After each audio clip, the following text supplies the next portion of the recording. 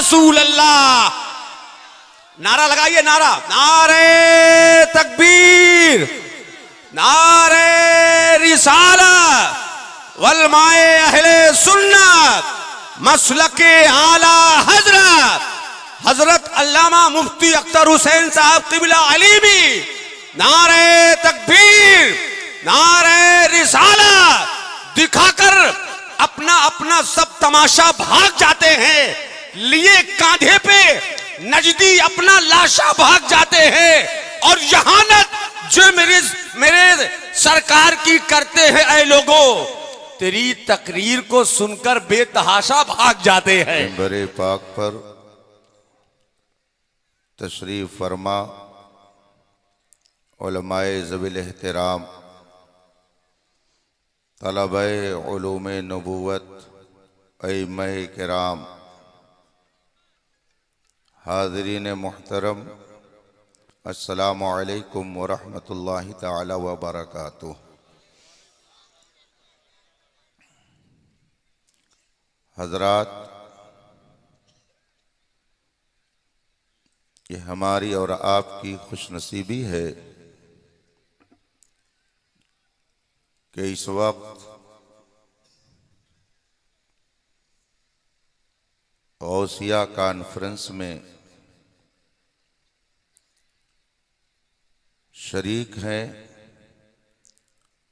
और अपने दिलो दिमाग को ना तो मनक़बत और तकरीर से मुअत्तर और मुश्कबार कर रहे हैं। नमाज इशा के बाद से लेके अब तक आप हजरात ने अपना कीमती वक्त दिया, नातें सुनी, क़ल्ब व जिगर में हरारत पैदा हुई और अभी मेरे बाद जमात अहले सुन्नत के मशहूर व मारूफ खतीब करम फरमा इज़्ज़त माब सैयद शबाहत हुसैन दामद ज़िल्लुल आली का खिताब आपको समाअत करना है। नाज़िम इजलास ने आपको खुशखबरी सुना दी है कि खानकाहे बिलगिराम शरीफ के साहिब सज्जादा का वरूद मसऊद हो चुका है और हजरत कुछ देर में आपके दरमियान जलवागर होंगे। रब ताला बुजुर्गों के फ़ुइज़ व बरक़ात से हम सबको माला माल फरमाए। थोड़ी देर के लिए मैं भी आपके दरमियान हूँ।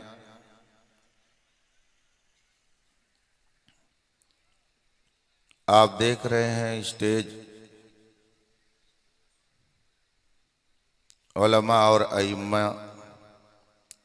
और तलबा से पुरनूर है।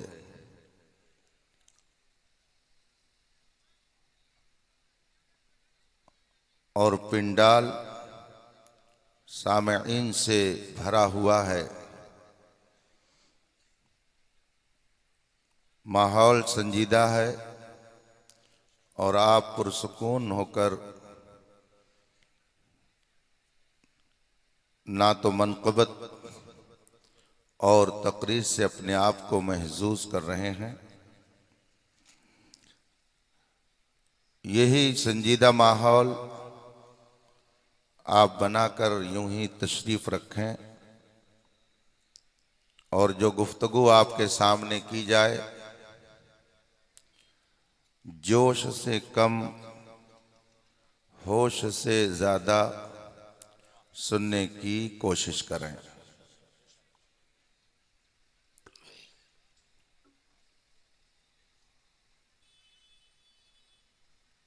हमारी अपनी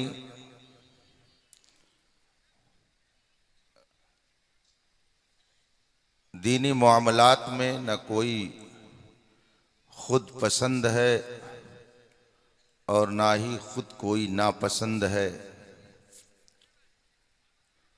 खुद को वो पसंद है जो उनको पसंद है। हम अगर किसी चीज़ की मुखालफत करते हैं तो अपनी तबीयत से नहीं,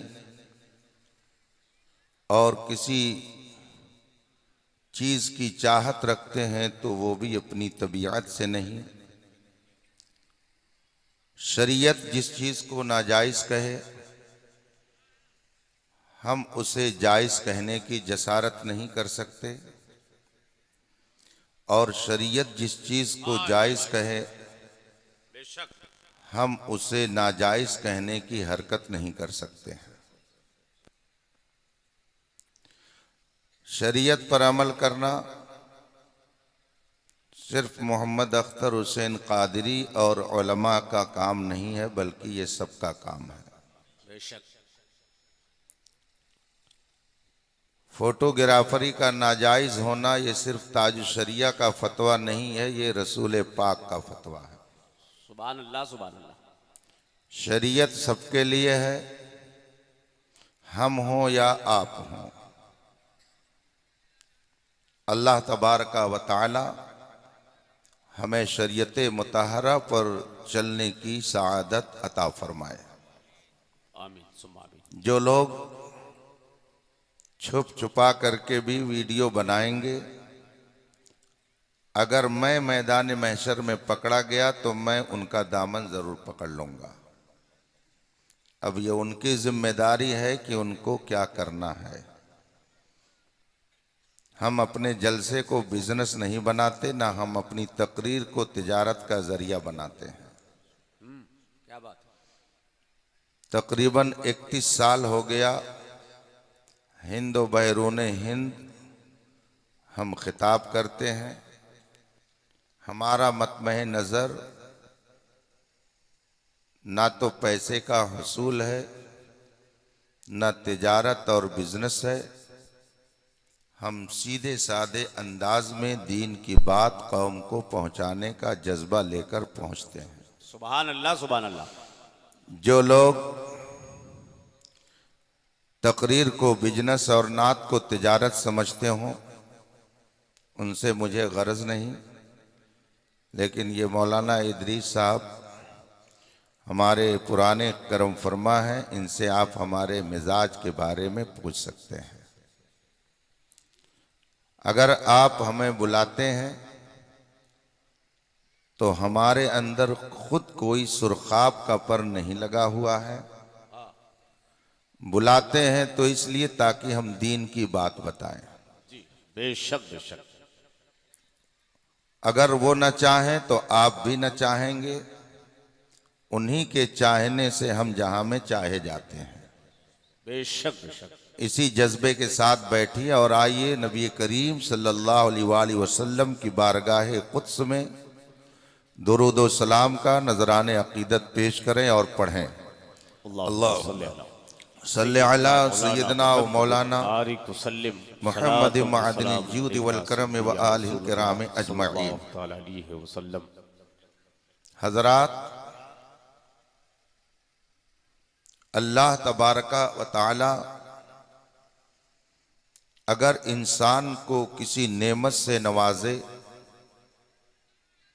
तो उस इंसान पर लाजिम है कि उस नेमत की हिफाजत करे। बाप अगर अपने बेटे को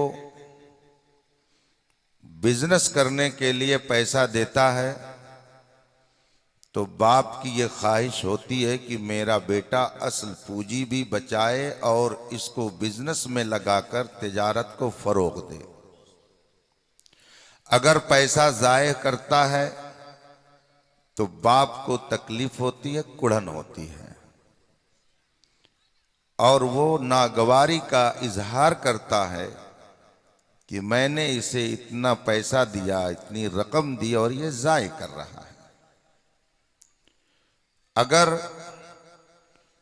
किसी का बाप अपने बेटे को कोई कीमती सरमाया दे, दौलत दे, तो बाप चाहता है कि बेटा उसे महफूज रखे, औलाद उसकी हिफाजत करे। तो जो सारी कायनात का मालिक है, खालिक है, हाकिम है, वो कब ये चाहेगा कि मैं अपने बंदों को जो नेमतें दूं वो बंदे उन नेमतों को ज़ाय करें। इस्लामी नुक्ते नज़र से जो नेमतें खुदा की तरफ से आपको मिल रही हैं वो सब आपके पास अमानत के तौर पर हैं, और जहां जहां जिस तरह से उसके इस्तेमाल करने की शरीयत ने इजाजत दी है, उसके गैर में इस्तेमाल करना ये अमानत में खयानत है। उसकी हिफाजत करना, जिसे वो नेमत मिली है, ये उसकी जिम्मेदारी है। अब वो कौन सी नेमत है जो खुदा ने दी, इस सिलसिले में कुरान करीम का ऐलान है, वमा बिकुम मिन निअमतिन फमिन अल्लाह। तुम्हें जो भी नेमत मिल रही है सब खुदा की तरफ से है। नेमत खा छोटी हो या बड़ी हो, सारी नेमत खुदा अता फरमाता है। एक बंदे मोमिन का यही अकीदा है। इल्म, दौलत, आल औलाद, हुस्न व जमाल, ताकत व कुव्वत, इज्जत व शोहरत, इख्तिदार और सल्तनत, ये सब नेमतें हैं और ये सारी नेमतें खुदा अता करता है। इस पर हमारा ईमान है, और इतनी नेमतें वो अता करता है कि उसका खुद ऐलान है, व इन तउद्दु निअमतल्लाहि ला तुहसूहा। अगर तुम अल्लाह की नेमतों को शुमार करना चाहो तो शुमार नहीं कर सकते। ये कुरान का ऐलान है। हम उन सारी नेमतों को शुमार करना चाहें तो जिंदगी खत्म हो जाएगी, मगर अल्लाह की नेमतों को हम शुमार नहीं कर सकते। चंद नेमतों का मैं जिक्र करता हूं जिनकी हिफाजत की शरीयत ने हमारे ऊपर जिम्मेदारी डाली है। अल्लाह की एक नेमत दौलत है, अल्लाह की एक नेमत औलाद है, अल्लाह की एक नेमत जान है। मगर इन तीनों नेमतों को एक दर्जे में नहीं रखा गया है। औलाद की हिफाजत भी जरूरी, माल की हिफाजत भी जरूरी, और जान की हिफाजत भी जरूरी है। अल्लाह की ये नेमतें हैं, इनकी हिफाजत का हमें हुक्म दिया गया है। माल की हिफाजत का मामला यह है कि एक पैसा भी नाजायज खर्च करना गुनाह है। आप एक मसले से माल की हिफाजत की अहमियत को समझ सकते हैं कि अगर कोई शख्स नमाज पढ़ना चाहता हो और उसे वजू की जरूरत हो, वजू करने के लिए उसने पानी तलाशा, मगर पानी उसे कहीं नजर नहीं आया।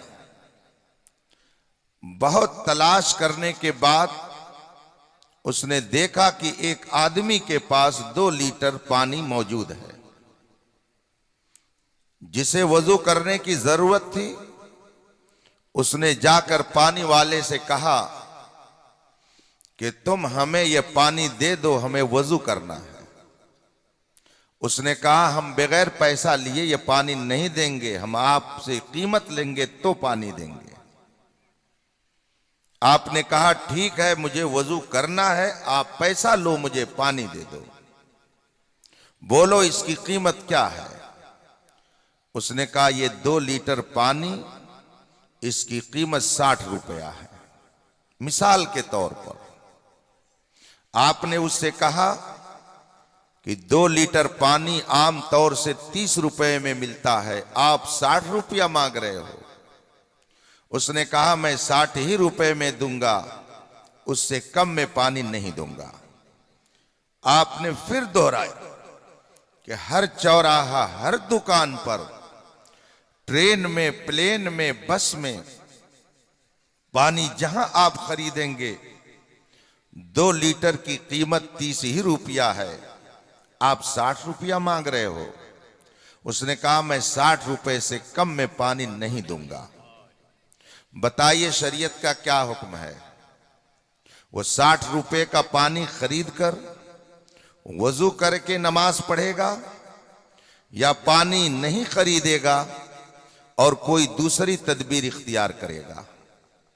बताइए मसला क्या है? आप कहेंगे हमें मालूम नहीं है। यही वो मोड़ है कि जहां पर हमें रोना आता है। ये मसला सिर्फ आलिम ही को नहीं मालूम होना चाहिए, इसलिए कि नमाज का ताल्लुक सिर्फ आलिम से नहीं है, आपसे भी है। मैं एक मौके पर हैदराबाद से दिल्ली की फ्लाइट से सफर कर रहा था और जब मैं एयरपोर्ट पर उतरा, बाहर निकला, असर की नमाज का वक्त हो गया। गाड़ी में बैठ गया, मेरे साथ 1 लोग और थे, नौजवान। मैं परेशान कि कहीं नमाज का वक्त न चला जाए। इत्तेफाक से गाड़ी वाले ने एक पेट्रोल पंप पर गाड़ी को रोका कि मुझे तेल लेना है, और यह भी इत्तेफाक कि जहां पर रोका उस पेट्रोल पंप का मालिक मुसलमान था। मैं फौरन गाड़ी से बाहर निकला, 2 रकात मैंने किनारे नमाज पढ़ी और फिर गाड़ी में बैठ गया। मेरे बगल में जो 2 नौजवान थे, क्लीन शेव थे, पैंट शर्ट में थे, उन्होंने मुझसे कहा कहां से आ रहे हैं? मैंने कहा हैदराबाद से दिल्ली, और वहां से फिर मैं शहर की तरफ जा रहा हूं। फौरन उन्होंने मुझसे कहा कि हमने तो दिल्ली एयरपोर्ट ही, हैदराबाद एयरपोर्ट ही पर हमने फ्लाइट में चढ़ने से पहले असर पढ़ ली थी। तो मैं सोचने लगा कि ये नौजवान पैंट शर्ट में और इन्हें नमाज का इतना ख्याल। इन्होंने कहा हमने हैदराबाद एयरपोर्ट पर ही नमाज पढ़ ली थी। मैंने कहा वक्त तो नहीं हुआ था, मैं भी वहीं से सफर कर रहा हूं, मगर असर का वक्त तो नहीं हुआ था। तो कहा हमने जमा बैन सलातैन किया है। मैं समझ गया कि ये शाफिउल मसलक हैं, सुन्नी हैं। इमाम शाफी रज़ी अल्लाह ताला अन्हु के नजदीक जोहर और असर को ऐसी कंडीशन में जोहर के वक्त पढ़ा जा सकता है। मेरे दिल ने फौरन मुझे झिझोड़ा कि ये साउथ इंडिया के नौजवान होंगे, इसीलिए इनको दीन के मसाइल का इल्म है। हमारे यूपी के नौजवान को सिर्फ अपने वक्त जाय करने का इल्म होता है, इनको शरीयत के मसाइल का इल्म नहीं होता है। नमाज पढ़ेगा या कोई और तदबीर इख्तियार करेगा, 60 रुपए में वो 2 लीटर पानी खरीदेगा या कुछ और करेगा। इतने लोग बैठे हुए हैं। मेरी तकरीर का मकसद इस वक्त नहीं कि मैं आपकी तजलील करूं, लेकिन सही बात यह है कि इसमें 90% वो लोग होंगे जिनको यह मसला मालूम नहीं होगा। इनको तकरीर कम अच्छी लगती है, इनको हुआ ज्यादा अच्छा लगता है, इनको शोर व गुल ज्यादा अच्छा लगता है। इनको दीन की बातें बताई जाएं तो वो इनकी समझ में कम आती है। और अब तो हाल ये हो गया है, मैं नाज शरीफ का मुखालिफ नहीं, माअज़ल्लाह माअज़ल्लाह, लेकिन जो ही शायर ने नात पढ़ना शुरू किया, लौंडे सब इकट्ठा हो गए और जितने मोबाइल वाले सब मोबाइल लेके तैयार। और अगर तकरीर किसी की शुरू हो गई तो सब फौरन जैसे फुरगुद्दी उड़ जाती है, ये सब उड़ करके किनारे हो जाते हैं। चंद बेचारे बाज़ौक लोग बैठे रहते हैं। उमूमन यही हो रहा है। आप जलसे में बुला करके गोया उलमा की तौहीन करते हैं। जब आपका मिजाज सिर्फ नात सुनने का हो जाएगा तो हमको भी सवाल करने का हक होगा कि आप उसे समझते कितना हैं। और मैं ये भी कह सकता हूं कि जितने अशार पढ़े जाते हैं शायद 2-4 शेर आपकी समझ में आता हो, वरना सब तो सर के ऊपर ही चला जाता है। अभी एक जगह एक शायर ने नात पढ़ी मेरे मुर्शिदे गिरामी ताजुश शरिया की, साइले दरे अक़दस कैसे मुनफ़इल जाता। अब लोग उस पे वाह वाह कर रहे हैं। उसके बाद ही इत्तेफाक से मेरा नंबर था, तो मैंने पूछा कि ये साइले दरे अक़दस कैसे मुनफ़इल जाता, ये मुनफ़इल है क्या लफ्ज, इसका माना क्या होता है? तो सब के सब मुंह मेरा तकने लगे। इसका मतलब है कि ये बगैर समझे चीखते हैं, और जो लोग बगैर समझे चीखते हैं दुनिया उनका मजाक उड़ाती है। इसलिए समझ समझ के समझ को समझो। समझ समझना भी एक समझ है। समझ समझ करके जो ना समझे मेरी समझ में वो ना समझ है। ये सिर्फ शोर करने का वक्त नहीं है, बल्कि संजीदगी के साथ लाए अमल मुरत्तब करने का वक्त है। ये हालात सिर्फ शोरगुल करने के नहीं है, अपने बुनियादी मकासिद में लगने का वक्त है। हम जब कहीं जाते हैं हमारा अपना मिजाज है, हम पूछ लेते क्या बोलना है। हर जगह से एक ही बात सुनाई देती है, हजरत मुआशरा बहुत खराब हो गया है, इस्लाह मुआशरा पर तकरीर होनी चाहिए, मुआशरे की इस्लाह होनी चाहिए। मैं सोचता हूं कि ऊंट रे ऊंट तेरी कौन सी कल सीधी, इनका कौन सा ऐसा मोड़ है कि जो सही है, हर मोड़ पर तो ये बिगड़े हुए हैं। अकीदे के एतबार से देखिए तो इन्हें अभी बुनियादी अकायद का इल्म नहीं है। यही वजह है कि जो जमाअत जो गरोह जिधर चाहता है इनको लेकर चला जाता है। इनको आमाल की खबर नहीं है, ईमान क्या है कुफ्र क्या है इन्हें पता नहीं है, नमाज के बुनियादी मसाइल क्या है इन्हें उसका इल्म नहीं है, तहारत हमें कैसे करनी है उसका सही शोर नहीं है। और बैठकर चौराहे पर 4 घंटे जब ये तबसरा करेंगे तो लगता है इनसे बेहतरीन कोई लेक्चरार नहीं है। आप बताइए कि उस आदमी को 60 रुपए में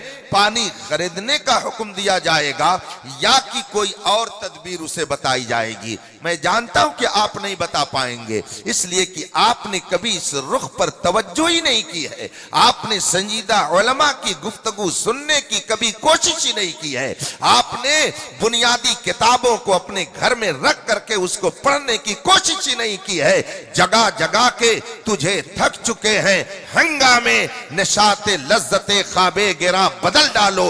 गलत रवि से मनाजिल का बोध बढ़ता है, मुसाफिरों रविशे कारवां बदल डालो। आप मुझे बताइए वो 60 रुपए में पानी खरीद करके वजू करेगा या और कोई तदबीर इख्तियार करेगा? आप कहेंगे हजरत हम तो नमाजें नहीं पढ़ते हैं तो हमको क्या जरूरत है मसला जानने की। यहां कह करके आप निकल जाएंगे, लेकिन मैदान महशर में आप किसी को चकमा दे करके नहीं निकल पाएंगे। यहां आप अपनी जबान आवरी से किसी खतीब को, किसी आलिम को, किसी इमाम को नुक्ता चीनी का निशाना बनाकर खामोश कर सकते हैं, मगर मैदान महशर में आप किसी के सामने अपनी जबान दराजी नहीं चला सकते हैं। कुरान कहता है अल यौमा नख्तिमु अला अफ़वाहिहिम व तुकल्लिमुना ऐदीहिम व तशहदु अर्जुलुहुम। हम कयामत के दिन तुम्हारे मुंह पे मुहर लगा देंगे, तुम्हारे मुंह पे ताला लगा देंगे। ये बड़ी बड़ी जबानें रख करके दुकान पर दीन के खिलाफ तबसरा करने वाले,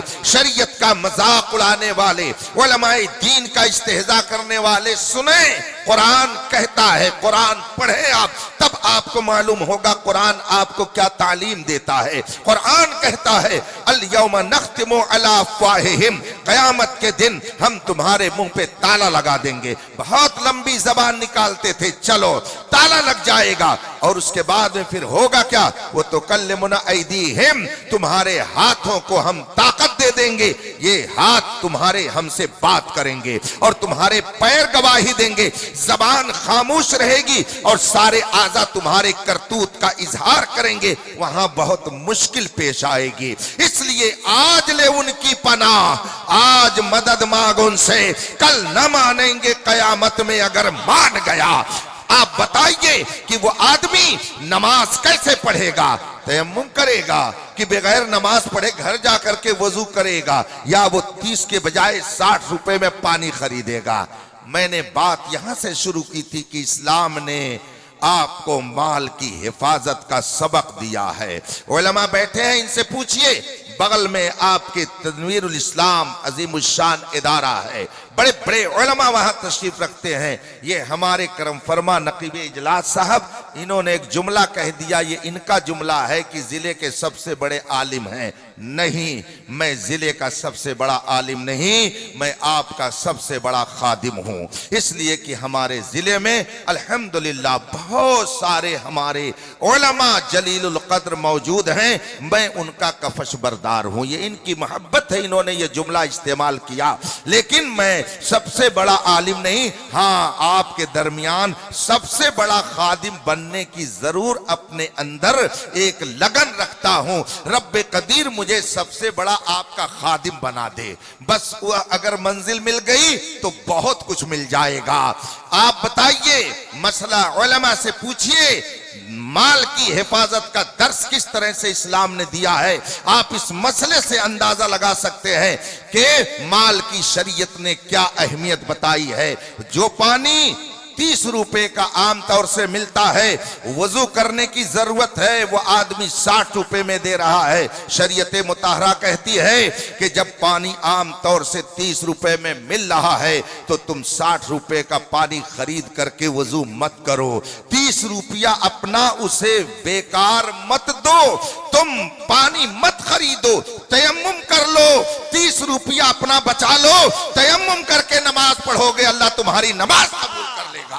ये 30 रुपया जो तुम्हारा बचेगा, ये तुम्हारी कौम के भी काम आ सकता है, तुम्हारे समाज के भी काम आ सकता है, तुम्हारे मुल्क के भी काम आ सकता है, और तुम्हारी अपनी निजी जिंदगी में भी काम आ सकता है। अगर वो 30 रुपया बचा करके घर गए और तुम्हारे दरवाजे पर कोई साइल आ गया जिसने तुम्हारे सामने अपनी जरूरत रख दी, अब तुम्हारे जहन में बात आएगी कि 30 रुपया वहां से बचा के लेके आया हूं, चलो 10 रुपया इस साइल को दे दिया जाए। और जब वो साइल पाएगा तो हाथ उठा करके दुआ करेगा, मौला इसके रिस्क में इजाफा फरमा, मौला इसके घर पर रहमतें नाजिल फरमा, मौला इसके बच्चों की हिफाजत फरमा, मौला इसकी जान माल की हिफाजत फरमा। और जब वो मुहताज और गरीब आपके लिए दुआ करेगा तो वो दुआ बाबे इजाबत से टकराएगी, रहमतें आपका इस्तिकबाल करती नजर आएंगी। वाह वाह वाह। शरीयत ने माल की हिफाजत का यह सबक दिया है कि 30 रुपया अपना जाये मत करो, तयम्मुम करके नमाज पढ़ लो, तुम्हारी नमाज हो जाएगी। जो लोग हराम कामों में अपने पैसे को जाये करके मोच पर ताव दे करके समझते हैं कि हम बड़ी शोहरत और नामवरी का काम कर रहे हैं, वो सुने और इस पर गौर करें कि ये माल जब जायज जगह पर खर्च करने के लिए, जो कि तयम्मुम करना है, तयम्मुम नहीं बल्कि नमाज पढ़नी है, जब इस मकाम पर नमाज के लिए आपको इतना पैसा खर्च करने की शरीयत इजाजत नहीं देती है, तो जो मेरा नौजवान हराम कामों में अपने पैसे को लगा करके कोई शराब पीता है, कोई जुआ खेल रहा है, कोई अय्याशी कर रहा है, कोई टीवी देख रहा है, कोई सिनेमा देख रहा है, कोई दुनिया के और लहव लईब में लगा हुआ है, ये नौजवान तू अपने माल को जाये करके किसी और का बुरा नहीं कर रहा है, बल्कि खुद अपने आप पर तू जुल्म कर रहा है। जिस खुदा ने तुझे ये दौलत दी है, वो खुदा तुझसे ये दौलत छीन सकता है।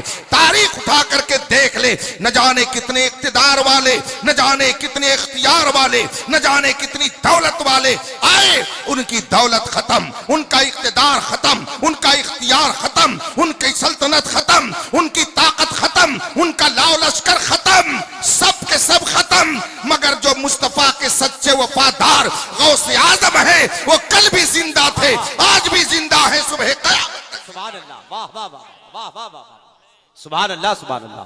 नारे तकबीर, नारे रिसालत वल माए अहले सुन्नत। वो माल जो आप बचा के घर लेके आए, बताइए बात ये सच्ची है कि नहीं कि आदमी दोस्तों पर तो 100 रुपया 5 मिनट में खर्च कर देता है, लेकिन अगर सगे भाई ने 5 रुपया मांग लिया तो दिल बहुत ज्यादा रंजीदा हो जाता है। बहन ने मुतालबा कर लिया तो आदमी अपनी पेशानी पे शिकन फौरन ला देता है। माँ ने अगर मांग लिया बेटे 10 रुपए की जरूरत है, अरे अम्मा कहाँ से ले आए, जानती हो कि आजकल कारोबार कम है। दोस्तों पर मुस्कुराकर चौराहे पे बैठ करके 100 रुपया 5 मिनट में खर्च करने वाले और अपने माँ बाप पर 5 रुपया देने पर भी अपने दिल को बसोसने वाले, गौर कर वो दौलत जो तुझे मिली है ये तेरी माँ की हो सकता है दुआओं का नतीजा हो, तेरे बाप की शफकतों का नतीजा हो। खुदा ने वो दौलत तुम्हें दी है, तू दौलत को उड़ा मत, उसकी हिफाजत कर। जब जरूरत पड़ जाए